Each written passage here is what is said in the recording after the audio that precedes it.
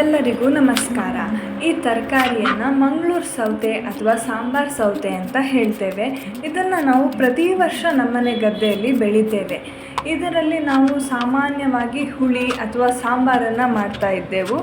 ಈ ಬಾರಿ ನಾನು ಹೊಸದಾಗಿ ಹಸಿಯಾಗಿಯೇ ಅರೆದು ಜ್ಯೂಸನ್ನು ಮಾಡೋಣ ಅಂತ ಇದ್ದೇನೆ. ಅದಕ್ಕೆ ಈ ಥರ ಸಿಪ್ಪೆನೆಲ್ಲ ತೆಗೆದು ತಿರುಳನ್ನೆಲ್ಲ ತೆಗೆದು ಸಣ್ಣದಾಗಿ ಸೌತೆಕಾಯಿಯನ್ನು ಹೆಚ್ಚಿ ಇಟ್ಕೊಳ್ಬೇಕು. ನಂತರದಲ್ಲಿ ನಾವು ಬೆಲ್ಲ ರುಚಿಗೆ ತಕ್ಕಷ್ಟು ತಗೊಂಡು ಡ್ರೈ ಆಗಿ ಈ ಥರ ಅರ್ಕೊಳ್ಳೋಣ, ಪುಡಿ ಪುಡಿ ಆಗುತ್ತೆ. ನಂತರದಲ್ಲಿ ಸ್ವಲ್ಪನೇ ಸೌತೆ ಹೋಳನ್ನು ಹಾಕಿ ಅರ್ಕೊಳ್ಬೇಕು. ನೀರು ಹಾಕುವ ಅಗತ್ಯ ಇರಲ್ಲ, ಯಾಕಂದರೆ ಸೌತೆ ಹೋಳಲ್ಲೇ ನೀರಿನ ಅಂಶ ಜಾಸ್ತಿ ಇರುತ್ತೆ. ನಂತರದಲ್ಲಿ ನಾವು ಅದಕ್ಕೆ ಅರ್ಧ ಚಮಚ ಕಾಳು ಮೆಣಸಿನ ಪುಡಿ, ಅರ್ಧ ಚಮಚ ಏಲಕ್ಕಿ ಪುಡಿ ಹಾಗೂ ಚಿಟಿಕೆಯಷ್ಟು ಪುಡಿ ಉಪ್ಪನ್ನು ಸೇರಿಸಿದ್ರೆ ರುಚಿ ಹೆಚ್ಚು. ಈಗ ಅದನ್ನು ಸೋಸ್ಕೊಳ್ಳೋಣ.